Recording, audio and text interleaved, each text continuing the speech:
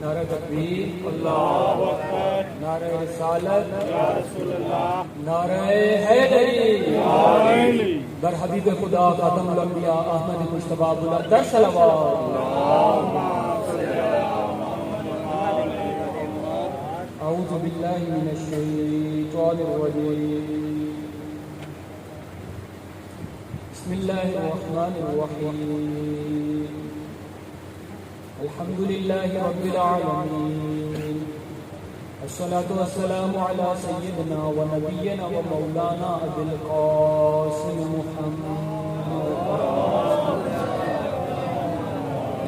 و آل بیت الطیبین الطاہرین المعصومین و اصحاب الاجمعین واللعنۃ الدائمہ علی اعدائهم اجمعین، اما بعد فقد قال اللہ الحکیم فی کلام المجید و فرقان الحمید، بسم اللہ الرحمن الرحیم، یا ایہا الذین آمنوا لا تخونوا اللہ ورسولہ، درود پڑھیں محمد و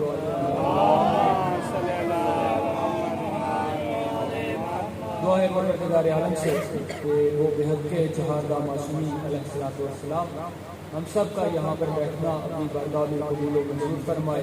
ہم جتنے قدم چل کر آئے ہیں پروردگار عالم اس کو بہترین اجر عطا فرمائے، ہمیں صحیح معنی میں عزادار اور عزاداری کرنے والا قرار فرمائے۔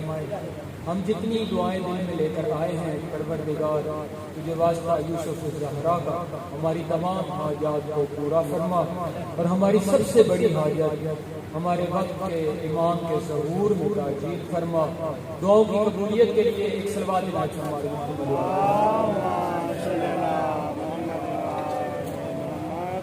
یقیناً گرمی کی بھی شدت ہے اور آپ بھی اس سے پہلے ماتمداری اور مجالس میں ہوں گے، لیکن مختصر آپ کے سامنے چند عرائض کروں گا، اس لیے جتنی دیر پہ یہاں پر موجود ہیں ذرا مل کے بلند آواز سے صلوات پڑھیں۔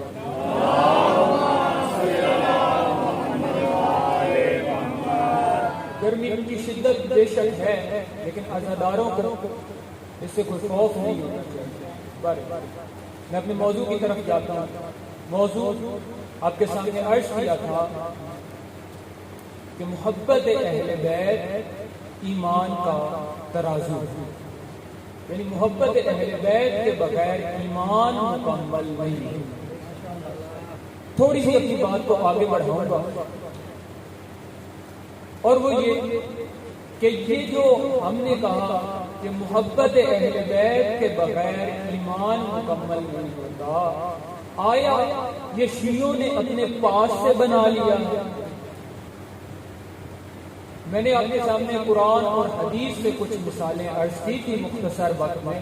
آج میں یہ بتاؤں گا کہ یہ عقیدہ صرف شیعوں کا نہیں بلکہ اللہ کے رسول کے صحابہ کا بھی یہی عقیدہ ہے۔ یہ جو ہم سنتے رہتے ہیں کہ شیعہ صحابہ کو نہیں مانتے، شیعہ صحابہ کو برا سمجھتے ہیں، تو میں ان کے سامنے عرض کر دوں کہ صحابہ کو جس طرح شیعہ مانتے ہیں وہ تم بھی نہیں مانتے۔ جتنی عزت صحابہ کی شیعہ کرنا جانتے ہیں تم اتنی عزت نہیں جانتے۔ اگر تمہیں نہیں معلوم تو آؤ ہماری مجالس میں بھی چیک کر لو اور اپنی محافل میں بھی چیک کر لو۔ ہماری مجلس میں آؤ، میں نے ابھی جو خطبہ پڑھا اس کے بعد محمد و آل محمد میں درود و سلام بھیجا اور ان کے باوفا صحابہ کو بھی سلام دیا۔ اگر آپ کے خطبے پہ توجہ ہو تو میں ہر خطبے میں محمد و آل محمد پہ درود اور ان کے وفادار صحابہ کو سلام پیش کرتا ہوں۔ شیعہ یہ مسکنسپٹ پھیلایا جا رہا ہے کہ شیعہ صحابہ کو نہیں مانتے، ایسا بالکل نہیں ہے۔ ہماری مجالس میں تشریف لائیں، ہم آپ کو اللہ کا ذکر بھی سنائیں گے، محمد کا ذکر بھی سنائیں گے، اس کی آل کا اور صحابہ کا ذکر بھی سنائیں گے۔ بلکہ آج تک جتنی بھی ہم نے مسائل پڑھے ابھی تک میں نے اہل بیت کا کوئی جملہ نہیں پڑھا کسی نہ کسی صحابی کا ہی ذکر۔ اور وہاں بھی دیکھ لیجیے کہ پاک اور پاکیزہ صحابہ کے نام پہ اکٹھا کیا جاتا ہے اور صحابہ کی سیرت بیان نہیں کی جاتی، بلکہ بتایا جاتا ہے کہ وہ شیعہ ایسے ہوتے ہیں، فلاں ایسے ہوتے ہیں، فلاں سے لڑو۔ دہشت گردی کا نام صحابہ کا مذہب نہیں، صحابہ تو امن پھیلانے آئے، صحابہ تو عزت اور وقار کا نام ہے۔ آج ایک صحابی کا ذکر کروں گا جو جنگ احد میں شریک۔ اگر آپ یہ کہیں کہ احد میں تو ہم نے بھاگنے والوں کا ذکر سنا ہے، صحابیوں کا ذکر نہیں سنا، تو میں آپ کو کہوں گا کہ بھاگنے والوں کو ہم صحابی کہاں مانتے ہیں؟ بھاگنے والے اور ہیں، رسول کے صحابہ اور ہیں۔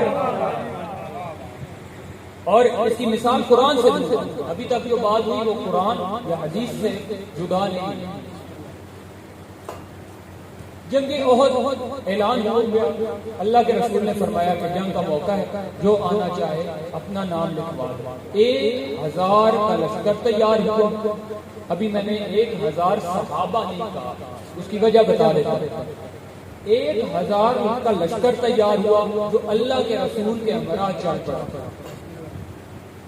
عبداللہ ابن ابی منافقوں کا سردار۔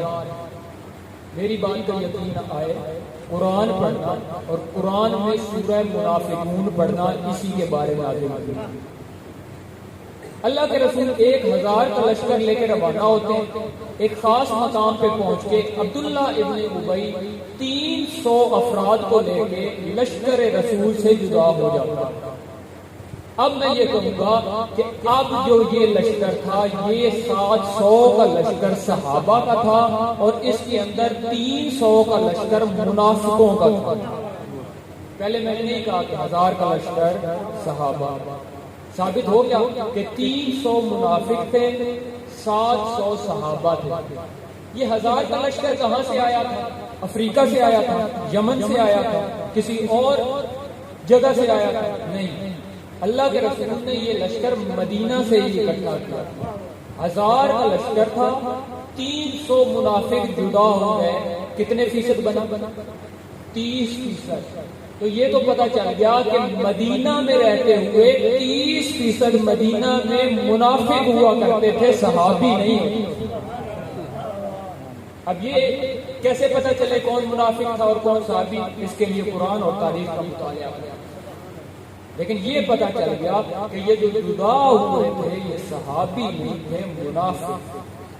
جدا کیوں ہوتے تھے؟ کہتے تھے کہ پہلے ساتھ شامل رہیں گے تو پھر اچانک جدا ہو گئے تاکہ صحابہ کے پاس حوصلے بھی پاس پہنچ جائیں۔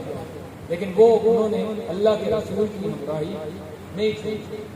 یہی صحابہ کی عظمت کہ بے شک ان کے حوصلے پست کیے جائیں، انہوں نے اللہ کے رسول کا ساتھ نہیں چھوڑا۔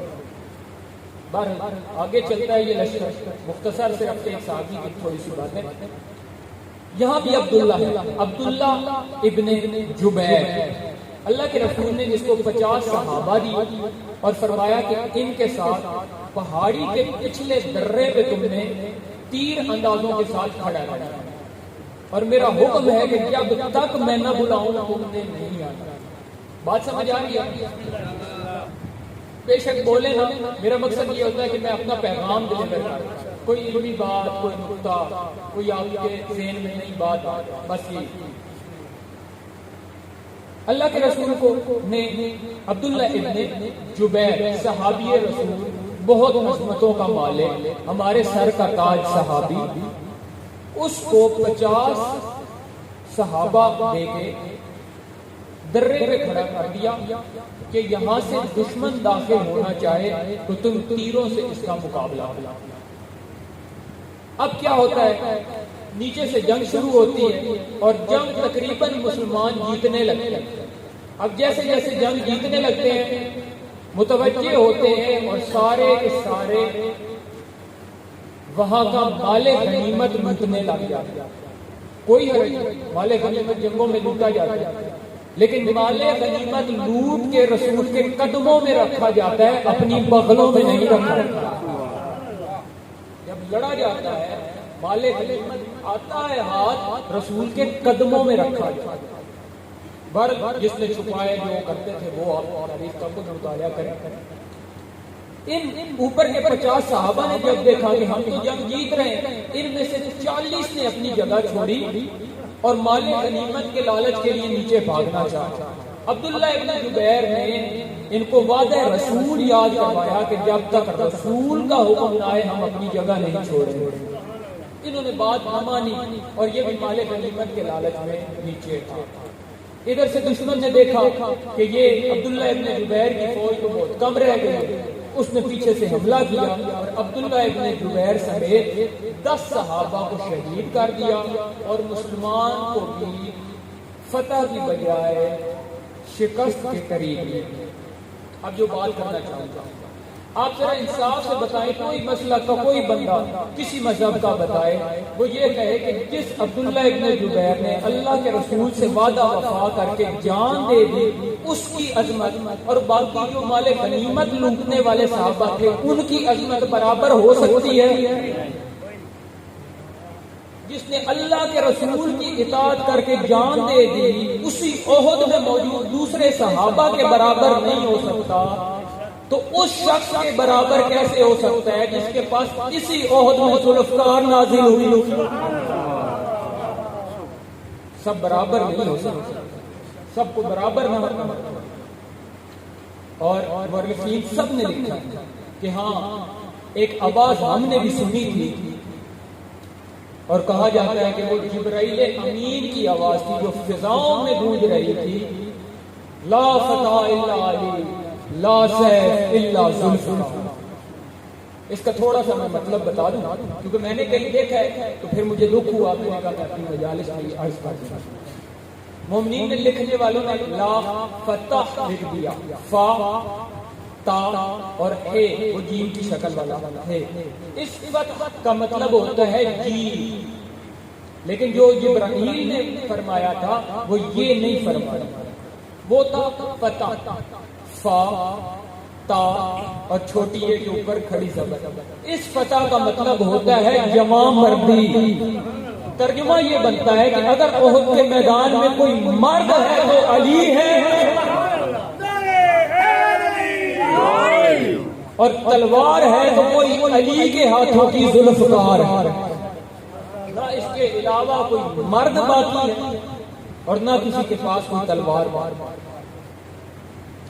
ایک حدیث مختصر بات اور اس کو بھی میں نے پہلے دن ہی کہا تھا، بات وہ کریں گے جو سب کے ہاں ایکسیپٹیبل ہے، سب مانتے ہیں۔ اس حدیث کے محدث اہل سنت ہمارے بھائیوں کے بہترین امام، ہمارے لیے انتہائی واجب الاحترام امام نسائی بھی ہیں، امام شافعی بھی ہیں، باقی محدثین نے بھی اس روایت کو درج کیا اور اسی روایت کے راوی امیر المومنین خود بھی ہیں۔ لہذا میں کوشش کروں گا کہ یہی روایت امیر المومنین کی زبان والی آپ کے سامنے پیش ہے۔ ہمارے لیے سب قابل احترام اور ہم دل سے احترام کرتے ہیں، چاہے اہل سنت کے مقدسات ہوں چاہے دوسرے مذہبوں کے مقدسات ہوں، ہمارے لیے انتہائی احترام کی جگہ پہ ہم کسی کی کوئی بے حرمتی کے قائل نہیں۔ امام نسائی ایک بہت بڑا نام، اہل سنت ہمارے بھائیوں کے امام، لیکن میں ان کو شہید امام نسائی کہتا ہوں۔ ذرا تاریخ کو پڑھیں اور پوچھیں علماء سے کہ وہ شہید کیسے ہوئے۔ یہ امام نسائی شام میں امیر المومنین کے فضائل بیان کر رہے تھے اور لوگوں نے ان کو شہید کر دیا۔ کہنا یہ چاہتا ہوں کہ امام نسائی کا مذہب اور ہمارا مذہب ایک ہی تھا، وہ بھی امیر المومنین سے کسی کو افضل نہیں سمجھتے تھے، ہم شیعہ بھی امیر المومنین سے کسی کو افضل نہیں سمجھتے، ہم میں دوریاں نہیں ہیں۔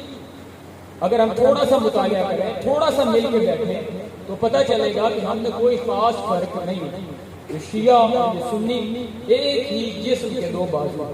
بہرحال میں اپنی بات کی طرف آتا ہوں۔ امیر المومنین کے خطبے میں سے ایک چھوٹا سا ٹکڑا آپ کے سامنے عرض کرتا ہوں، درود پڑھنے محمد و آل محمد۔ امیر کائنات خطبہ دے رہے ہیں اور فرماتے ہیں اگر میں کسی مومن کی ناک پہ اپنی تلوار سے ماروں، وہ مومن، یہ شرط ہے، وہ مومن اور میں اس کی ناک پہ ماروں. یہ ناک یہ والی ناک نہیں ہے. یہ ہم کیا نہیں کہتے کہ اس نے دشمن کے سامنے میری ناک کٹوا دی. اس کا مطلب ہوتا ہے عزت. یعنی اگر کسی کی میرا علی ولی اللہ پڑھنے کی وجہ سے اس کی عزت خراب ہوتی ہے، اگر اس کے پاس مال و دولت کم ہو جاتا ہے، اگر اس کو اولاد کی پریشانی آ جاتی ہے، اگر اس کو کوئی راستے میں سے کوئی کیس بن جاتا ہے، اس کو عزاداری کے مسئلے بن جاتے ہیں، امیر المومنین فرماتے ہیں کہ اگر اس کی میں ناک پہ ضرب ماروں، اس کے باوجود اگر وہ مومن ہے تو اس کے دل میں میرے لیے نفاق نہیں آئے گا، اور اگر منافق ہو میں پوری دنیا کے خزانے اس کے قدموں میں رکھ دوں اس کے دل میں میری محبت نہیں آئے گا. یہاں سے ایک بات کہ مومنین پہ یقیناً مشکلات بنتی لیکن اس میں اس کا ساتھ دینا چاہیے. ایمان کا تقاضا یہ ہے، ہم سرحدوں کے قائل نہیں کہ یہاں پر تعزیہ ہوگا تو ہم اس کی بڑی تعظیم کریں گے. ہمارا دشمن ملک ہے انڈیا، اگر وہاں بھی مولا کا تعزیہ ہوگا تو اس کی بھی عزت ہے. علم مبارک پاکستان میں بھی ہے تو اس کی عزت ہے، اس کا احترام ہے. سلجنا پاکستان میں بھی ہے تو اس کی عزت ہے، اور اگر وہ انڈیا میں ہے پھر بھی اس کی عزت ہے، پھر بھی اس کا احترام ہے، پھر بھی وہ ہم اس کا سلام کریں. ہمارے ہاں سرحدوں کی کوئی قید نہیں، مومنوں کی آپس میں دلوں کی کوئی قید. اگر مومن یہاں تکلیف میں ہے تو ہم تکلیف میں آ جاتے ہیں، مومن انڈیا کا ہے لیکن اس کو تکلیف ہے، ہم اس کی تکلیف میں آ جاتے ہیں. یہاں جلوسوں پہ پابندی ہوتی ہے ہم تکلیف محسوس کرتے ہیں، کشمیر میں پابندی ہوتی ہے ہم تکلیف محسوس کرتے ہیں. ہمارے ہاں کوئی قید ہے. ایک عالم دین نے سرچ کی اور اس نے کہا کہ 40 سال میں، گزشتہ 40 سالوں میں تقریباً 70 لاکھ مومنین پوری دنیا میں شہید ہوئے، اور جرم صرف یہی تھا کہ وہ علی ولی اللہ پر. اب یہی والی روایت کو میں کرتا ہوں کہ امیر المومنین کہہ رہے ہیں نا کہ اگر کسی کو جتنی تکلیف ہو 70 لاکھ مومن شہید ہو سکتے ہیں، یہ مجلس و جلوس نہیں چھوڑ سکتے. یہی ہمارے مومن ہونے کی دلیل ہے. مولا فرماتے ہیں کہ یہ جتنے مرضی پریشانیوں میں ہو یہ حب علی نہیں چھوڑ سکتے. نعرہ تکبیر، اللہ اکبر، نعرہ رسالت، نعرہ حیدری. حدیث کو مکمل کرتا ہوں. ایک صحابی کا تھوڑا سا واقعہ، 2 جملے مسائل اور آپ کی سمجھ. امیر المومنین نے فرمایا کہ یہ میں کیوں کہہ رہا ہوں کہ جتنی مرضی مشکل میں مومن ہو میرے خلاف نہیں ہو سکتا، اور پوری دنیا میں منافق کو دے دوں تو اس کے دل میں میری محبت نہیں آ سکتی، کیونکہ یہ سچی زبان رسول اللہ سے میں نے سنا. یہاں سے حدیث شروع ہے کہ اللہ کے رسول نے فرمایا اے علی تجھ سے محبت نہیں کرے گا لیکن مومن، اور تجھ سے نفرت نہیں کرے گا لیکن صرف منافق. منافق کے علاوہ کوئی تجھ سے بغض نہیں رکھے. میں نے عرض کی کہ ہمارا مذہب وہی صحابہ رسول والا مذہب ہے. اس کے ثبوت کے لیے ایک چھوٹی سی بات. کربلا کے ایک شہید کا نام ہے حبیب ابن مظاہر، یعنی مظاہر کا بیٹا حبیب. یہ مظاہر صحابی رسول ہیں، رسول خدا کے دور میں زندگی بسر کرتے ہیں. ایک دفعہ یہ اپنی زوجہ کو کہتا ہے کہ میری خواہش ہے کہ میں کائنات کے نبی کو اپنے گھر کھانے کی دعوت دوں. یہ چلتا ہے رسول خدا کی بارگاہ میں اور عرض کرتا ہے کہ میرے آقا میرا دل کرتا ہے کہ آج کا کھانا آپ ہمارے گھر تناول فرمائیں. اللہ کے رسول دعوت قبول کرتے ہیں. اس کا بیٹا حبیب چھوٹا سا ہے، وہ کہتا ہے کہ بابا آپ نے اپنے آقا کو دعوت تو دے لی لیکن میں چاہتا ہوں کہ میں بھی اپنے آقا حسین کو دعوت دوں. حبیب چلتا ہے مولا کے پاس اور مولا حسین کے سامنے عرض کرتا ہے اچھا حبیب امام حسین کو مولا کہہ کے پکارتا، آقا کہہ کے پکارتا. دونوں چھوٹے، سن میں بہت چھوٹے. لیکن جب بھی حبیب مولا حسین کو بلاتے ہیں تو آقا کہہ کے مولا کہہ کے پکارتے ہیں، اور مولا حسین جب حبیب کو پکارتے ہیں تو دوست اور بھائی کہہ کے پکارتے ہیں۔ اب کہتا ہے کہ آقا میرے مولا، میرے بابا نے آپ کے نانا کی دعوت کی ہے تو میری خواہش ہے کہ میں بھی آپ کی دعوت کروں، آپ کھانے پہ میرے گھر تشریف لائیں۔ مولا نے قبول کی دعوت، مقررہ وقت پہ یہ دونوں باپ بیٹا گلی پہ آ کے کھڑے ہو جاتے ہیں تاکہ رسول خدا اور سید الشہداء کا استقبال کریں۔ اب حبیب کا سن چھوٹا تھا، مظاہر کا سن بڑا تھا، مظاہر دور سے نظارہ کر سکتا تھا، حبیب کو دور سے چیزیں نظر نہیں آ رہی تھی۔ حبیب نے چھت پہ چڑھا اور چھت پہ چڑھ کے مولا حسین کی طرف دیکھنے لگ گیا کہ یہاں سے میرے سردار آئیں گے تو میں بھاگ کے استقبال کے لیے جاؤں گا۔ آگے آگے چھت پہ بڑھتے بڑھتے اس کا پاؤں پھسلا اور نیچے گر گیا۔ اب جب مظاہر نے اپنے بچے کو دیکھا تو دیکھا کہ اس کی جان نکل چکی تھی۔ اس کو اٹھایا اور اس کو اٹھا کے بستر پہ لٹا کے اس کے اوپر چادر ڈالی، چادر کیوں ڈالی؟ تاکہ اللہ کے رسول تشریف لائیں اور ہم اپنے بچے کو رو رہے ہوں تو ہمارے دکھ میں اللہ کے رسول اپنی خوشی بھول جائیں گے۔ اللہ کا رسول ہے، رحمت للعالمین ہے، وہ ہمارے دکھ میں شریک ہو جائے گا۔ ہمیں گوارا نہیں کرتا کہ ہمارا دکھ اوپر ہو جائے اور نبی کی خوشی نیچے ہو جائے۔ بس یہی تو میں کہہ رہا ہوں کہ یہ صحابہ بھی اسی طرح کرتے تھے کہ نبی کا دکھ پہلے محسوس کرتے تھے، اپنا دکھ بعد میں محسوس کرتے۔ ہم بھی تو یہی کرتے ہیں کہ اپنے مردوں کو چھوڑ دیتے ہیں اور نبی کی آل کا پرسہ دینے آ جاتے ہیں۔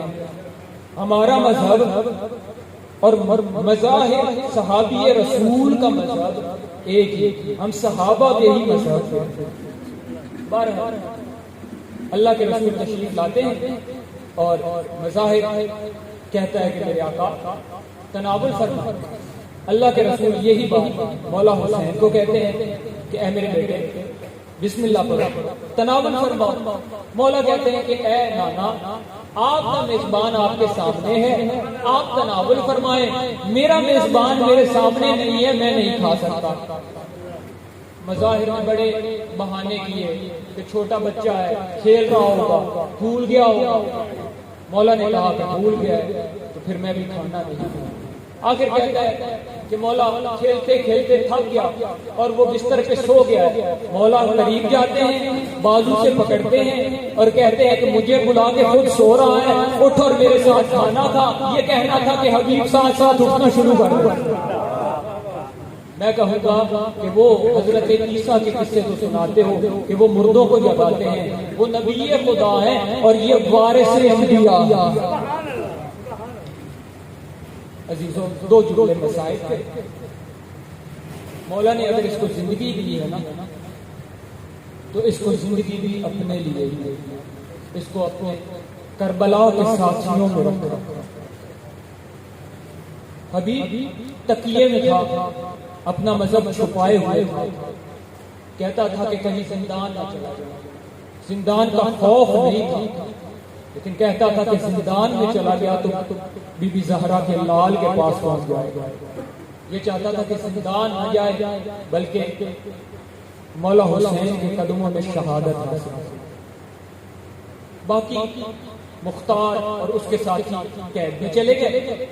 مولا حسین جب کربلا پہنچے ہیں، کچھ خطوط روانہ کی، بصرہ کی طرف بھی خطوط روانہ کی، 4 صحابی وہاں سے بھی تشریف لائے اور ایک خط اکیلے حبیب کے لیے بھیجا۔ کوفہ میں کرفیو کا عالم ہے، لاک ڈاؤن ہے، اندر داخل ہونا اور باہر آنا بہت مشکل ہے۔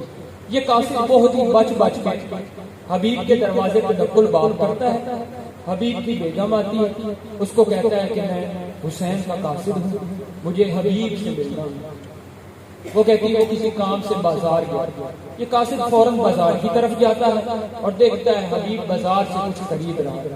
قریب جا کے آہستہ سا کہتا ہے انا القاصد الحسین، میں تیرے مولا حسین کا قاصد ہوں۔ جلدی سے حبیب اس کو کہتا ہے کہ میرے مولا نے کیا فرمایا۔ اس نے جو چھپایا ہوا خط حبیب کے سامنے رکھا ہے۔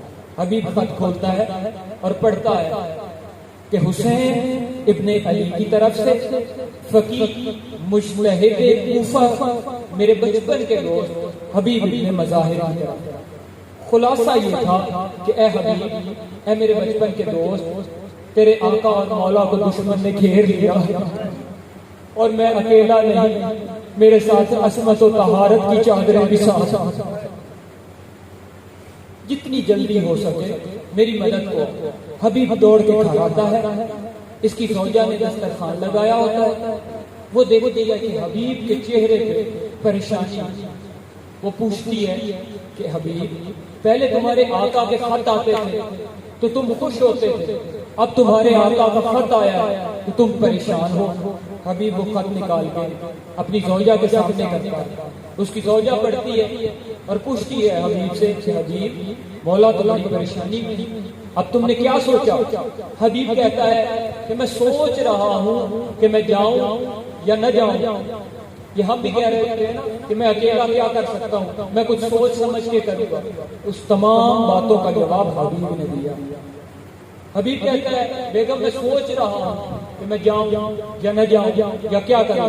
یہ سنتا تھا حبیب کی بیٹی، حبیب کی بیوی نے سر سے چادر اتار کے اس کے سر پہ رکھی اور کہا ٹھیک ہے، تم عورت بن کے گھر رہو اور تلوار دو، میں فرزند زہرا کی حفاظت کروں۔ اب حبیب کو غیرت آتی ہے، حبیب کہتا ہے نہیں، کیسے ہو سکتا ہے کہ فرزند زہرا بلائے اور حبیب غلام نہ جائے؟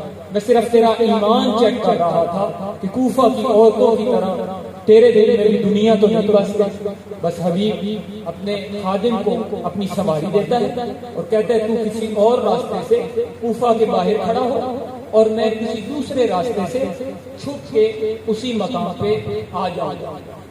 حبیب کو جاتے جاتے بہت دیر ہو گئی۔ جب پہنچے حبیب تو اس نے کیا دیکھا کہ اس کا گھوڑا بے قرار ہے اور اس کا خادم اس کے سر پہ ہاتھ پھیر کے کہہ رہا ہے گھبرا نہیں، اگر میرا آقا نہ آیا تو میں تیرے پہ سوار ہو کے مولا حسین کی نصرت کے لیے جاؤں۔ بس اس نے کیا دیکھا اور یہ کہتا ہے کہ واہ میرے مالک، یہ عجیب رنگ ہے کہ آقا سے خادم زیادہ بڑھا جا۔ بس حبیب اب آگے بڑھتا ہے اور ادھر سے مولا بھی کوفے کی طرف نظریں گاڑے ہوئے، جیسے ہی غبار بلند ہوتا ہے نا، مولا حسین آواز بلند کر کے تکبیر کہتے ہیں، اللہ اکبر۔ سب صحابہ کھڑے ہو کے پوچھتے ہیں میرے آقا کیا ہوا؟ کہا میرے بچپن کا دوست آ رہا ہے، جا عباس اس کو لے کر آؤ۔ مولا عباس حبیب ابن مظاہر کی طرف بڑھتے ہیں، حبیب ساتھ ہمراہ ہوتا ہے اور یہ بڑھ کر مولا حسین کی خدمت میں آتا ہے، دور سے اپنے آپ کو سواری سے اتار کے مولا کی خدمت میں گھٹنوں کے بل آتا ہے اور مولا سے کہتا ہے مولا مجھے دیر تو نہیں ہوئی؟ مولا نے یہی فرمایا نہیں، تو صحیح وقت پہ آیا۔ ابھی یہ باتیں ہو رہی تھی، اما فضا آتی ہیں اور وہ کہتی ہے حبیب تجھے مبارک ہو۔ حبیب کہتا ہے یہ کیسا رنگ ہے کہ اس میں تو مجھے مبارکیں دے رہی ہے؟ اما فضا کہتی ہیں کہ تجھے ثانیہ زہرا نے سلام بھیجا ہے اور تیرے حق میں دعائیں کر رہی ہے۔ حبیب کا یہ سننا تھا، اس نے امامہ اتار لیا، خاک کو اٹھا کے سر میں ڈالتا ہے، ماتم کر کے کہتے ہیں یا پروردگار یہ کیسا وقت آ پہنچا کہ آقا زادیاں اپنے غلاموں کو شکریہ ادا کرتے ہیں۔ اللہ اللہ اللہ علیکم